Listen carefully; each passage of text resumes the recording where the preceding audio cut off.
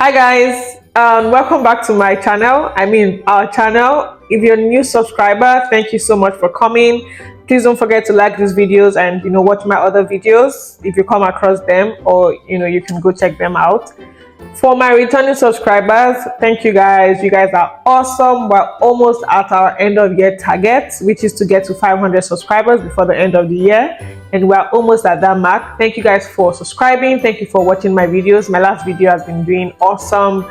It's gotten over 5,000 views now, which is really nice. And which just tells me that you guys are interested in whatever it is that I'm talking about. And it just gets me motivated to want to make more videos like that. Okay. So I saw your questions on my last videos and the previous videos, and I decided to take time to answer those questions in details, right? See, I put all your questions in my journal. That's how intentional I've been about it. And I'll try to answer those questions as detailed as I can. If I missed your question, please you drop it in the comment section of this particular video. I'll probably do more question and answer sessions videos, and I can address all of those questions just in case I've missed. But to the best of my knowledge, I compiled all the questions I got. Okay, so let's just dive right into it.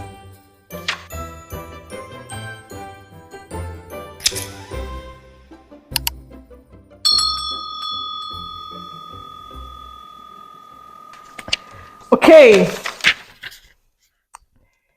I think the most popular question I got, like various people have asked and some have put in the comment section, was how did I get a high score to qualify, to come to Canada?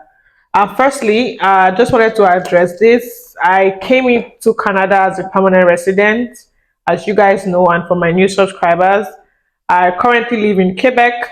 So I came into the provincial nomination program, which is targeted at provinces inviting people to come based on their needs, their expertise, their experience, and those type of criteria. So I came in with the provincial nominee program. I was invited by the Quebec government because I had test. That's that's TEF exam. I had taken that. I had like a good score. So overall, so when I started back in 2020, when the scores were still pretty low, the scores were as low as 468, 470, 472 at the time. But at that time, I'd gotten a score of 487. But they had like this whole break that took over 1.5 year waiting. So by the time they had come back from the break, the scores had skyrocketed to like 530, 540, and those ridiculous scores. And at that time, it didn't seem like I was qualified, any longer to go through the express entry route. So I mean, 487 was a really good score, because with 487, it means that I had like a second degree. I got the highest band score in IELTS. I took the TEF exam where I got a couple of points to add to what I already had. So it was a pretty good score in 2020, 2021. But until 2022, when the draw started, it didn't seem like a good score any longer.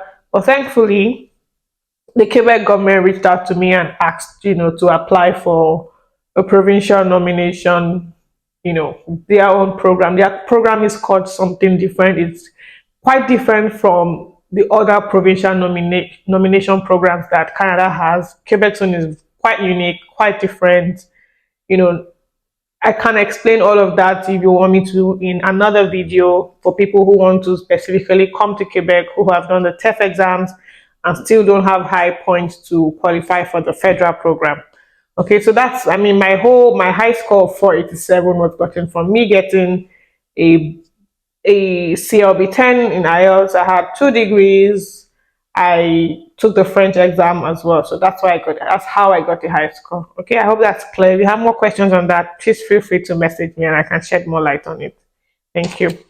The second question I have here is, what is a good ranking for express entry now? To be very honest, And just a disclaimer, I'm not an immigration consultant in any way. I don't offer that service. I'm just sharing my opinions based on my experience, knowledge on the express entry system because I've read quite a lot. I've seen a lot of experience. So please, I'm not an immigration consultant. If you want that service, I can recommend one or two people who can help you, who are licensed by the Canadian government to help you with that, right? So presently, to get like what is a good ranking for express entry now?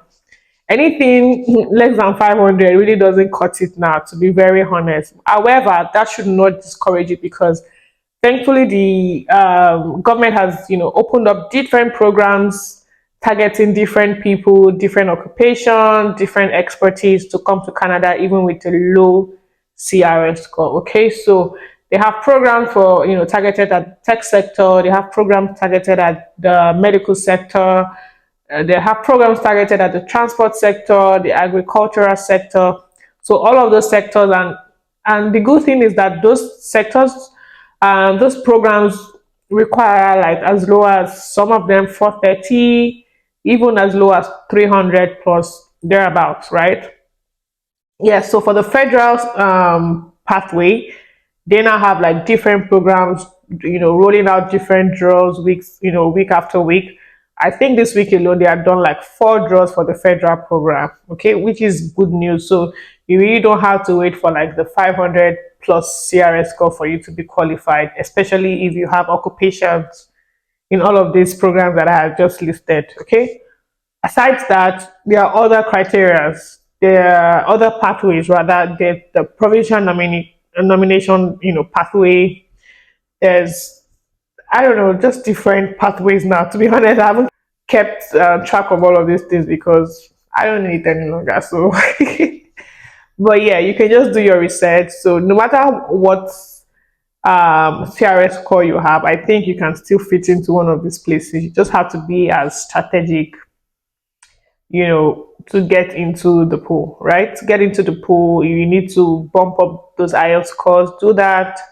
If you need to take the French exam, if you can, I mean, that's not for everybody. I don't encourage everybody to take it because it's not a walk in the park, especially as, we're English speakers. So I have another question. Proof of funds. Okay. So remember when I said the Quebec pathway is a very unique pathway. As much as yes, I had my proof of funds, already saved out for the federal pathway that I did not eventually need, right? The Quebec's pathway, technically, like on the books, you don't have to have proof of funds, right? And the proof of funds required by my pathway that I did was as little as $3,300 Canadian dollars for one person. That's a single person. And the more you are as a family, the more it gets. But to the best of my knowledge, it's like 3 times less than the regular proof of fund that's required by the federal government. Okay. So my pathway, I didn't need any proof of fund. When I got to the airport, no one asked me for any money. I didn't need to submit anything. Basically, when you're doing the Quebec pathway, you're just meant to sign a document that says, oh, upon my arrival in Canada, I would have $3,300 thereabouts, right? You just need to sign it, but there's no way, there's no means of you having to submit maybe bank statements, investments, and whatnot. So I did not need proof of fund technically on the books, but I knew I was coming to a different country, new country. I don't have anybody here. So logically, I had to come with proof of funds, right? For myself, for my upkeep, for my settlement. It wasn't because the government needed me to have that, but because I needed to have that. Otherwise, I would have had money to rent an apartment, money to eat, and just move about. So yes, proof of funds, very important. You're not doing this for the government as a requirement. You're doing it for yourself because you need money to survive, right? Okay. Another question. Community. How do you build your community? How do you how do you get into these communities? There's a whole bunch of Telegram groups, WhatsApp groups that you can join. You just need to go. There's a federal Telegram group if you need maybe a specific province. For example, you're going to Ontario, specifically maybe the GTA or some city, right? You can just put up a question and say, hey, can anyone send me, a group specifically for this particular city? And trust me, you have people who had already opened groups and are willing to allow you come into their groups. They just need to probably vet you, know that this person is not a scammer, this person is a serious person, and you just go on that journey together. Another way to get a community is you being the person who creates a community, right? There's no bad thing with you saying, oh, this place I'm going to, it doesn't seem like the most populous place. Why don't I be the one to start, creating this community for other people that would come behind, or even people that are already settled in here and trying to find their feet, right? So you could be the one creating that community like I did when I started with a friend. I just, opened up a WhatsApp group, ask people in different groups, hey, if you're coming to Quebec, Montreal, hit me up. I just sent the group links, to them. We started like that, adding everybody, started having conversations. Hey, where you headed to? What program are you coming with? Blah, blah, blah, blah, blah. What sector are you in? How is house hunting? Have you found a job? Things like that, right? So you can either start one yourself, like I said, or, just ask in other groups, to point you at one that has already been created. I hope that makes sense. Okay. So another question was renting a house. There are different ways to rent a house even before you land Canada, but I just want to make the disclaimer: you need to be very careful, right? Especially engaging with people you do not know or you haven't met physically. There's a lot of scam here, so you need to be very, very careful. In my own experience, for my own case, rather, I had like my friends who had been here, a few months before I landed. So and thankfully at the time they were not working here; they were still chilling. It was summer; they wanted to, enjoy the summer before they started working, right? So I took advantage of that. They were really helpful. What I did on my own part was looking at websites. Go to Facebook Marketplace, Kijiji. I just literally just googled up, for example, rentals in Montreal, rentals in this city, and it kind of like gave me a list of websites for even realtors, websites for property companies, property agents. I just, filtered to my budget, filtered to the type of house I wanted, filtered to the distance I wanted my house to be located. I did not want to live like in downtown, like in the very busy areas. However, I wanted to be somewhere that was very close to the busy areas, not primarily living there. For example, in Montreal, Montreal is very busy. I don't want to live in downtown Montreal. It's a lot of bed bugs. There's no parking space and all of those chaos, right? For you to find something very perfect that you would like and be at peace with in Montreal, you'll be paying through your nose. So why don't you go like 20 minutes away from there and get something half the price, living comfortably, quiet, scenery, and just live a peaceful life. I've had enough of chaos. I lived in Lagos, so that's enough chaos for an adult, right? So finding a house, you can take advantage of your friends who have been here. Also be considerate of their own time. They don't owe you anything, to be honest. If you find someone who is kind enough to do all the hustle for you, help you look at apartments, you have to be careful. You don't want to rent an apartment that has like molds, that has like facility issues, just a chaotic apartment. So you need someone that will, physically help you check all of those things before you decide to pay. And renting an apartment now, especially for newcomers, is very difficult because most times they require you to, make down payments for some amount of months because yes, put yourselves in the property owner's shoes. You're a new person. What's the likelihood of you paying the next month? And in Canada like this, if you pay one month, you can't pay the second month. They're likely not going to throw you out. They literally or technically don't even have that right in quote to throw you out, right? You guys might end up going to court. You that are fault might end up winning, and property owner is just there. You're not paying rent for like 1 year because you can tell the court, "Ah, I don't have money," and they will not literally like kick you out. I don't know, but that's what I hear. That it's always the tenants even before the landlord. So people are very careful not to give their houses to people who don't even have a job. They're not sure what your means of income is.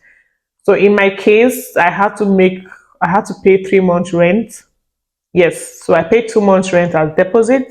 That will cover the last 2 months of my 1 year lease. Then I had to pay another month's rent for the month I was entering, and from then had been paying my rent month on month while I still have my 2 months deposit with them. Okay, so when I get to maybe the 10th month, I just tell them, you know what, I've been here till the 10th month. The 2 months with you guys, use it to cover the remaining 2 months. Then I can renew my lease and just keep on paying monthly. Because at that time, they now trust me that okay, this person would continuously pay. So you need to have someone also standing like a guarantor for you, someone who probably has like a good credit score. You might not find that person to do that for you. So just be prepared that you need to save money for at least 3 months rent if you want to get somewhere very good. Okay.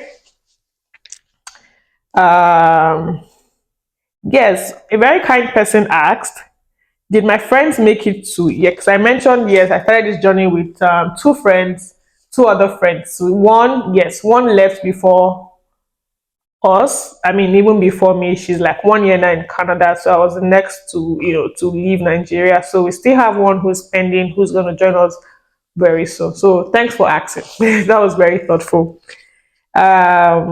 Someone asked, how did I recover my phone from my train experience? Trust me. So when that happened, I complained to the officers on ground, and they're like, "Oh, don't worry, just come back in the evening. When everywhere is a bit calm, because it was in the morning at the time. Rush hour. They couldn't really like stop the train stations at that time. It would be unfair. So they were like, "Oh, you know what? Just come back in the evening, and you will get it." So when I got back from work that day, on my way back home, I stopped by and asked them, "Oh, I came in the morning. Obviously, I saw someone, and the person was like, 'Oh, yeah, they had that report, but they are only going to go into the train station like in by midnight when the trains have stopped working.' So they just asked me, come tomorrow morning on your way, you get your phone." So thankfully, they did like promise, because when I went the next day, the phone was already charged, waiting for me, because I was using my Apple Watch to, turn on my camera so I could spot, where it was and all that. But I realized that it was no longer where I left it. So just meant that someone had picked it up. So I went to them and they're like, "Oh, yes, are you the one? Okay, what's your password? What's your screensaver? Blah, blah, blah, blah, blah." And, they just gave me my phone. It was a very good experience. Thank you for asking. Okay. Another question. This is very big. Someone says, what do I mean when I say figure out your life? So figuring out your life meant that, or still means that, you need to have like a plan, right? So let's break it. You're coming to a new country, you don't have any support, you don't know what life holds for you in this new country. You cannot just say, "Oh, make I just enter we go run right?" Yes, you might eventually run it, but you want to be safe. Okay, what if there's not an opportunity for you to run it in quotes? So figuring out your life is saying, okay, what do I want to do when I come to Canada or whatever country it is I'm relocating to? Am I changing my career? What's the plan? Do I have money saved? What's my plan B? What type of apartment do I want to live in? When I land, do I want to go to school? When I land, do I want to pick up, menial jobs? Or do I have a lot of money to sustain me till I get the perfect job that I want? What is it I want to do? That is me saying figuring out your life, not just coming without a plan. Okay. So your plan can be like, "Oh, when I come, I'm going to like stay 1 month, study the environment, learn the bus system, know where the good stores are, know where to find, affordable things." That's a plan.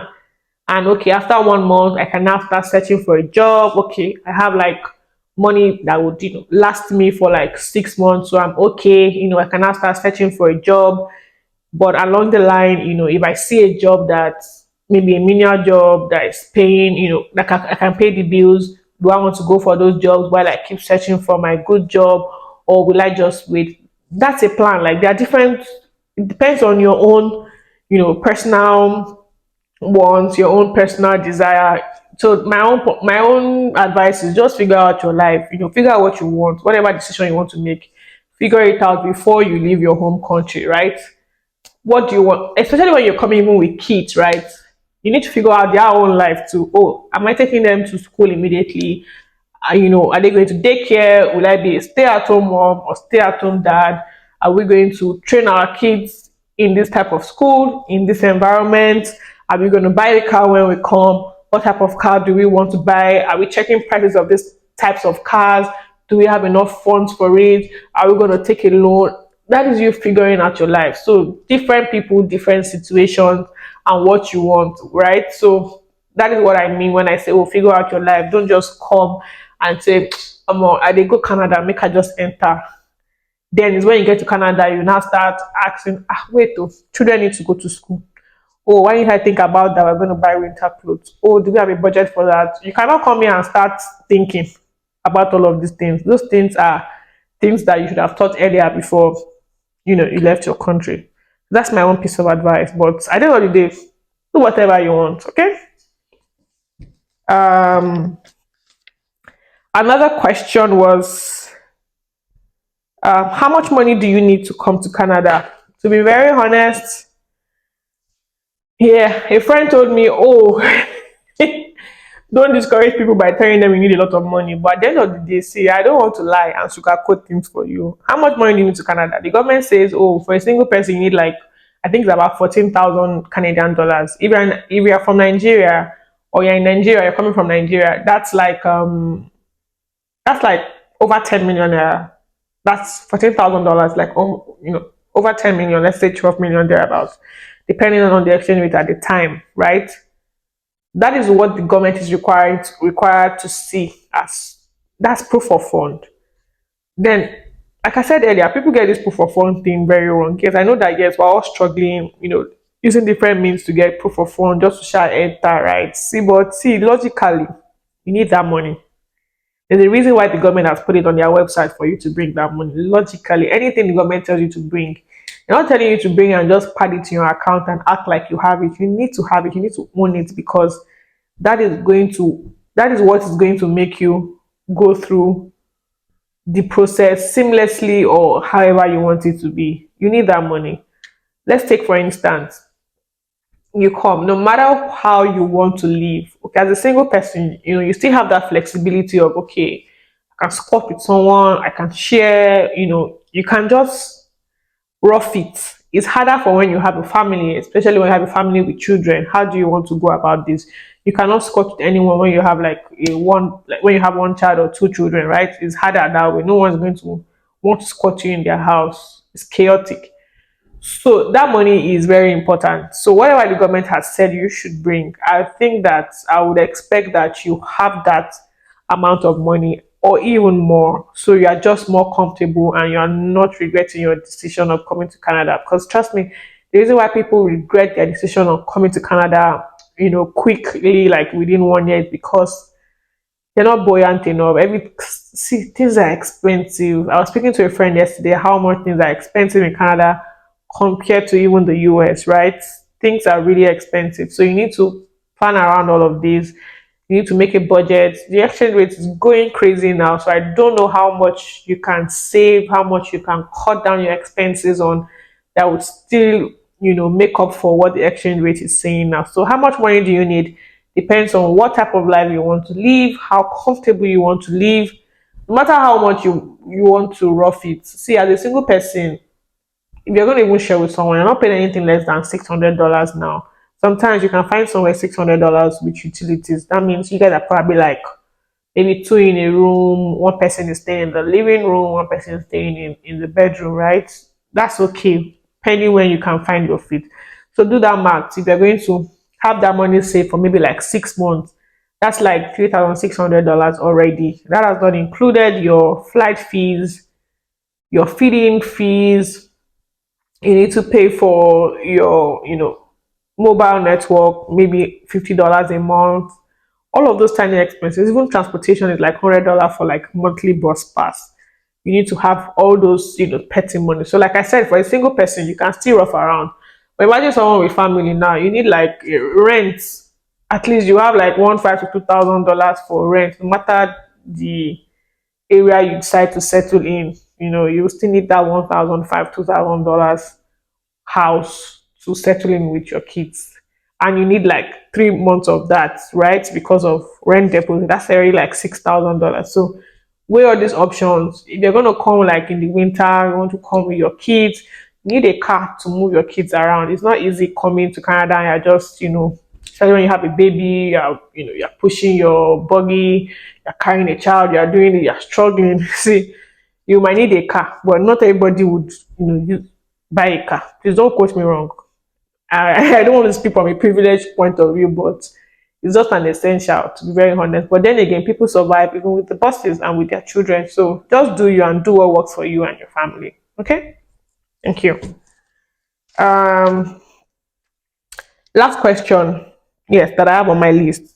Someone asked, how did I learn how to speak French? I've been speaking French for more than I can remember, right? My first experience with French was in, aside from, the one that the teachers in junior secondary, senior secondary, primary school, I've always loved French. Then I decided to do French in my senior secondary school exam. I got like my dad got me like a French tutor that would come to the house. He would, tutor me French. So I passed my WAEC, NECO, all of those plenty exams. I passed them. Then I think I also did French in JAM. So I've always been doing French. Then I went on to study French in the university, like voluntary. Not be the one where they say person give you the language. Now me choose you get, so I chose French specifically in the university because I just liked it. It just made sense because when I looked at the JAM brochure at the time, it didn't seem like I found what I wanted to study. Like I didn't have a plan for my life. I was like, what, French looks exciting now. You can work in, what UN, work in this place, all those global NGOs. Like, it's nice. I heard that it's a good advantage. Let me just do it. Sounds very fancy. That's how I found myself studying French at university. I came out with good grades, and here I am in a French province, living the French life, speaking French almost 80% of the time. It's so crazy how life works, right? From just randomly trying to learn French at university to you ending up being in a French province. So God makes things work together, what? For our good. Right. So that will be all for today. If you have any contrary opinion to what I've said, it's okay. You can leave a comment. Let's discuss these things constructively. But if you come for me and just yarn dust, I block you from the channel. I'm just joking. But yes, so if you have any opinion you want to share, please let me hear you. Let's have conversations about it that will, spring up more conversations that I can speak about in the channel. If you're yet to subscribe, I don't know what you're waiting for. You sneak in here, watch my videos, you run away, you will not subscribe. You press the subscribe button now. Press it now, yes, and like the video. And if you don't like the video, please do like this, right? I like feedback. So once I see that the dislike button, I have people disliking the video, then I know that, okay, there's something I need to do. I need to, take this feedback and work on it and just be better. But if you keep liking, and don't find fault, there's a problem, right? So please, unlike the video if you don't like the video. Then, and tell me why you unliked it in the comment section so I can work on it, right? So for my new watchers that have not yet subscribed, please subscribe to my channel. We have a target for 500 before the end of the year and we can do it. Okay, thank you so much, guys. I hope to put up another video before Christmas, so I get to wish you guys a very Merry Christmas. But until then, stay blessed.